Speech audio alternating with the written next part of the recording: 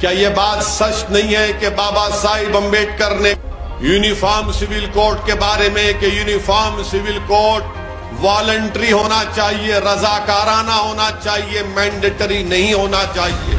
मगर भाजपा सिर्फ अपने हिंदुत्व के एजेंडे को लेकर आगे बढ़ना चाहती है और चुनाव से पहले भाजपा की हमेशा ये आदत रही है कि इन मसलों को उठाया जाए ताकि अपनी वोट की राजनीति को या फिर अपने वोट को हासिल किया जाए। 2018 का लॉ कमीशन सुप्रीम कोर्ट के रिटायर्ड जज चौहान साहब ने कहा था, अपनी रिपोर्ट में कहा था कि मुल्क में यूनिफॉर्म सिविल कोड नेसेसरी भी नहीं है, ना डिजायरेबल, ना इसकी जरूरत है। यह कहा था उस लॉ कमीशन की रिपोर्ट में। और आर्टिकल 29 भारत का भाजपा वालों क्या है? कल्चर की हिफाजत, जबान की हिफाजत, लैंग्वेज की हिफाजत एक फंडामेंटल राइट है।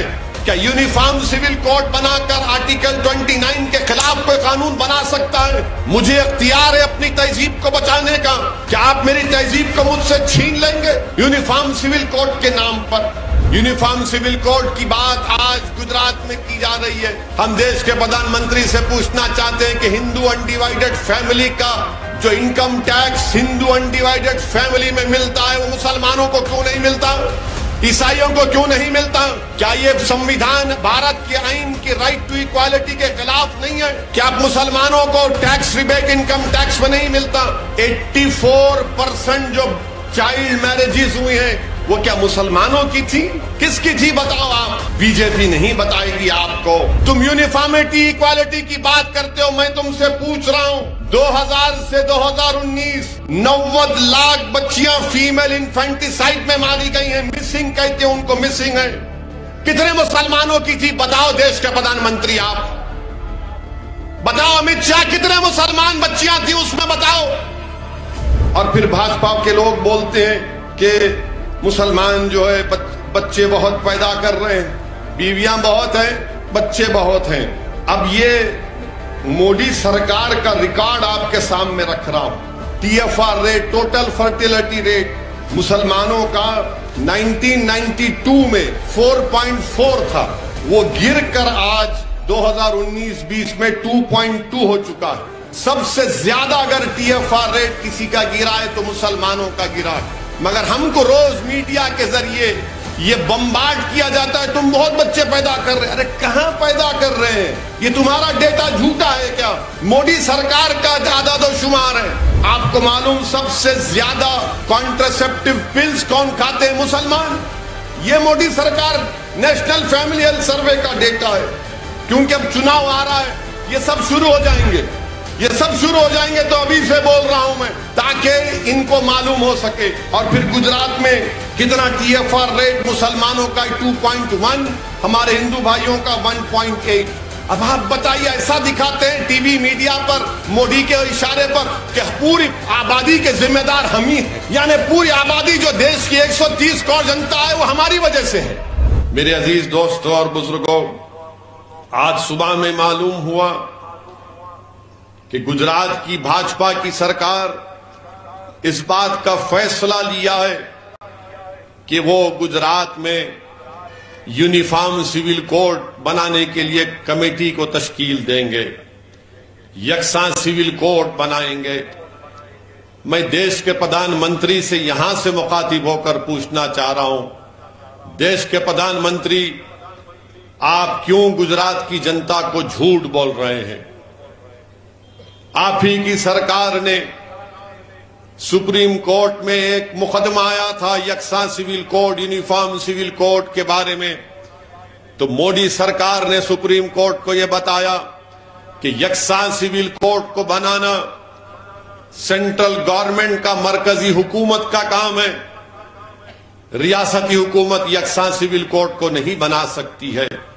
ये सुप्रीम कोर्ट में मोदी की हुकूमत ने सुप्रीम कोर्ट को बताया। और आज यहां पर गुजरात में बीजेपी की सरकार, क्योंकि चुनाव विधानसभा के होने जा रहे हैं, ये ऐलान किया कि हम एक कमेटी बनाएंगे यकसा civil code, uniform civil code के नाम पर।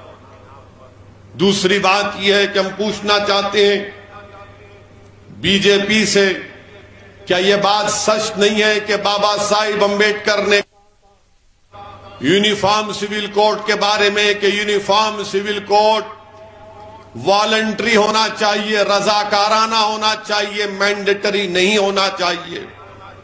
और बाबा साहिब अम्बेडकर ने कहा था कि अगर कोई किसी मजहब को नहीं मानता, उसके रिलीजियस बिलीफ्स नहीं है, तो वो ऐसे कानून को माने।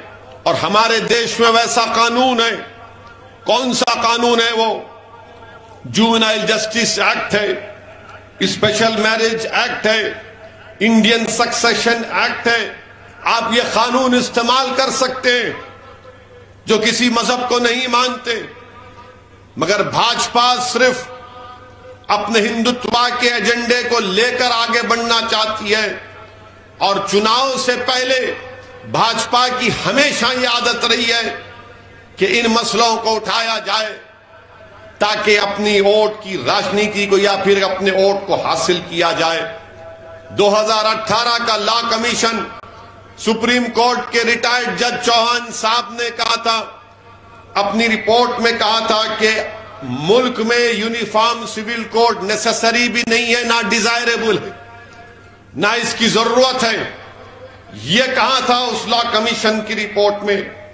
मगर आज भाजपा सिर्फ मुल्क की जो प्लुरलिज्म है, डाइवर्सिटी है, यह भारत की खूबसूरती है। यकसानियत कैसा पैदा होगी बताइए आप? अगर मैं मुसलमान हूं, शादी करता हूं तो कॉन्ट्रैक्ट है, हिंदू भाई करता है तो जन्म जन्म का साथ है, ईसाई करता है तो कहता है कि आई डू, और शादी हो जाती है। यह भारत का प्लुरलिज्म है जिसको संविधान में, आईन में आर्टिकल 25, 26, 29, 14, 19 और 21 के तहत बना, इसी के तहत बनाया गया था। और आर्टिकल 29 भारत का भाजपा वालों क्या है? कल्चर की हिफाजत, जबान की हिफाजत, लैंग्वेज की हिफाजत एक फंडामेंटल राइट है। क्या यूनिफॉर्म सिविल कोड बनाकर आर्टिकल 29 के खिलाफ कोई कानून बना सकता है?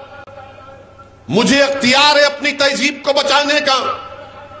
क्या आप मेरी तहजीब को मुझसे छीन लेंगे यूनिफॉर्म सिविल कोड के नाम पर? मेरे अजीज दोस्तों और बुजुर्गों, और बीजेपी बात करती है नहीं नहीं हम तो महिलाओं को हक दिलाना चाहते हैं। भाजपा कहती है कि हम तो महिलाओं को हक दिलाना चाहते हैं। तो मैं पूछना चाहता हूं भाजपाइयों से, आरएसएस के लोगों से, आज से 2 दिन पहले मुंबई हाई कोर्ट में, औरंगाबाद बेंच में हाई कोर्ट ने कहा कि अगर 498 में क्रूरल्टी नहीं है, अगर कोई महिला बीवी किसी की पत्नी अपने किसी के घर को जाती है और घर का काम काज नहीं करती, उसको करवाया जा रहा है, तो क्रूरल्टी नहीं है। 2016 में सुप्रीम कोर्ट ने कहा था कि एक बहन ने कहा कि मैं अपने ससुराल में नहीं रहूंगी, तो सुप्रीम कोर्ट ने कहा कि तुम नहीं रहना चाहती हो अपने पति के ससुराल में, तो हम पति को यह अख्तियार देते हैं कि उसको तलाक दे दे। इस पर कुछ नहीं बोलेगी बीजेपी, मगर यकसा सिविल कोड के नाम पर इस्लाम को और मुसलमानों को बदनाम करने का इनका पूरा इरादा है। यूनिफॉर्म सिविल कोड की बात आज गुजरात में की जा रही है। हम देश के प्रधानमंत्री से पूछना चाहते हैं कि हिंदू अनडिवाइडेड फैमिली का जो income tax Hindu undivided family में मिलता है, वो मुसलमानों को क्यों नहीं मिलता? ईसाइयों को क्यों नहीं मिलता? क्या यह संविधान भारत के आईन की राइट टू इक्वालिटी के खिलाफ नहीं है? क्या मुसलमानों को टैक्स रिबेट इनकम टैक्स में नहीं मिलता? और आपको मालूम मेरे अजीज दोस्तों और बुजुर्गों, 2015 और 16 में 3064 करोड़ रुपए का इनकम टैक्स कम किया गया था हिंदू अनडिवाइडेड फैमिली एक्ट के नाम पर। मुझे क्यों महरूम कर दिया गया, उससे बताओ। आप बात करते हैं यूनिफॉर्म सिविल कोड की, और फिर दूसरा special marriage act section 21A, जो शादी का प्रोटेक्शन देता है, इनहेरिटेंस का देता है, मगर आपने मुसलमानों को उससे मुस्तस्ना रख दिया। क्यों? इसका जवाब दीजिए।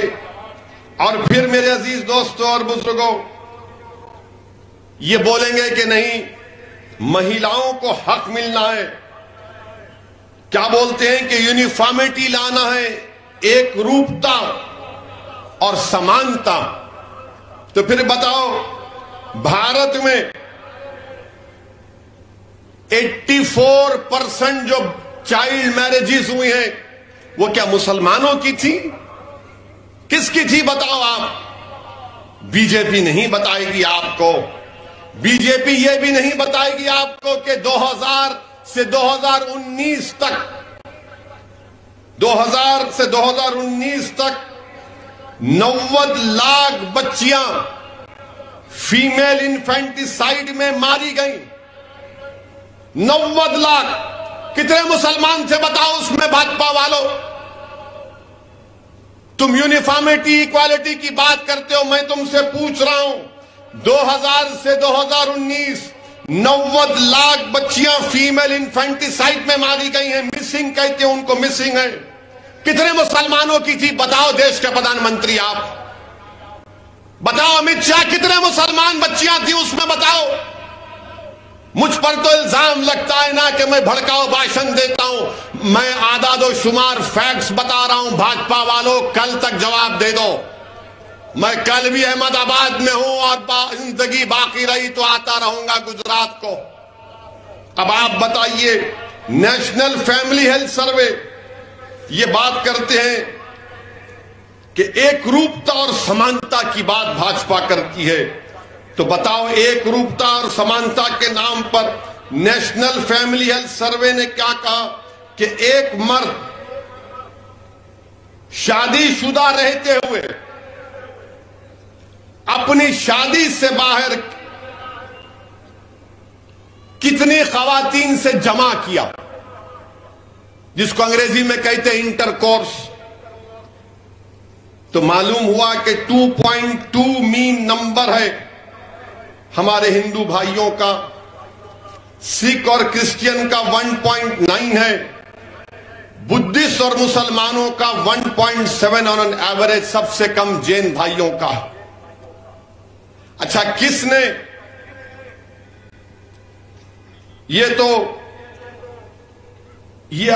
किसने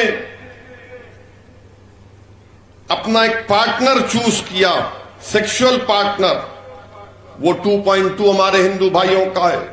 अच्छा, जमा किससे किया? तो मालूम हुआ कि 7.8 हमारे बुद्धिस्ट भाई, हिंदू भाई 4%, क्रिश्चियन 3.8, मुसलमान 2.6। बीजेपी मुसलमानों को बदनाम करती है कि दबा के 2-2 शादियां, 3-3 शादियां करते हैं। बीजेपी वाले ये नहीं जानते कि हम एक में परेशान रहते हैं घर में, इसीलिए सब आकर बैठे हैं यहां पर। बोलते नहीं, 2-2 करते, 3-3 करते, 4-4। अच्छा, कितने करते हैं मुसलमान, जिसको अंग्रेजी में बोलते पॉलीगमी? 1.9 मुसलमान पॉलीगमी में, हमारे हिंदू भाई में 1.2। कितना फर्क है? ज्यादा नहीं है, मगर एक फर्क जरूर है। अगर कोई मुसलमान की दूसरी बीवी है तो वो बीवी है, बीवी है ना, और उसको मेंटेनेंस मिलता है अगर वो नाराज होती है तो। इस पर नहीं बोलेंगे। अब जिसके घर में बीवी है उसी को मालूम क्या होता है, जिसके पास नहीं है उसको क्या मालूम। तो ये यूनिफॉर्म सिविल कोड के बारे में हमारे घर में है, इसलिए माए भाग भाग के गुजरात को। मेरे अजीज दोस्तों और बुजुर्गों, ये यूनिफॉर्म सिविल कोड, और फिर भाजपा के लोग बोलते हैं कि मुसलमान जो है बच्चे बहुत पैदा कर रहे हैं, बीवियां बहुत हैं, बच्चे बहुत हैं। अब ये मोदी सरकार का रिकॉर्ड आपके सामने रख रहा हूं। TFR rate, total fertility rate, मुसलमानों का 1992 में 4.4 था, वो गिरकर आज 2019-20 में 2.2 हो चुका है। सबसे ज्यादा अगर TFR रेट किसी का गिरा है तो मुसलमानों का गिरा है। मगर हमको रोज मीडिया के जरिए ये बम्बार्ड किया जाता है, तुम बहुत बच्चे पैदा कर रहे हैं। अरे कहां पैदा कर रहे हैं? ये तुम्हारा डेटा झूठा है क्या? मोदी सरकार का आदादोशुमार है। और फिर एक और बात बोलते हैं, आपको मालूम सबसे ज्यादा कॉन्ट्रासेप्टिव पिल्स कौन खाते हैं? मुसलमान। ये मोदी सरकार नेशनल फैमिली हेल्थ सर्वे का डेटा है। क्योंकि अब चुनाव आ रहा है, ये सब शुरू हो जाएंगे, ये सब शुरू हो जाएंगे। तो अभी से बोल रहा हूं मैं, ताकि इनको मालूम हो सके। और फिर गुजरात में कितना TFR रेट मुसलमानों का 2.1, हमारे हिंदू भाइयों का 1.8। अब आप बताइए, ऐसा दिखाते हैं टीवी मीडिया पर मोदी के इशारे पर कि पूरी आबादी के जिम्मेदार हम ही हैं। यानी पूरी आबादी जो देश की 130 करोड़ जनता है वो हमारी वजह से है। माने TFR फिर क्या है बताओ? ये गुजरात का बता रहा हूं। और फिर आपको मालूम कि 1000 मर्द पर गुजरात में कितनी बच्चियां हैं? मुसलमानों में 944 हैं, हमारे हिंदू भाइयों में 916 है। मोदी जी, इन पर काम करो। आपकी पार्टी सिर्फ नफरत फैलाती है मुसलमानों के बारे में। ये तमाम आदोशुमार इसलिए पेश कर रहा हूं क्योंकि आज जब मैं सुबह में आया तो देखा, मैं मीडिया वाले हमसे सवाल भी किए, तो मैं इसलिए कहा कि आपके दरमियान में खड़े होकर मैं और खुलकर आपको बता सकूं कि क्या मामला है।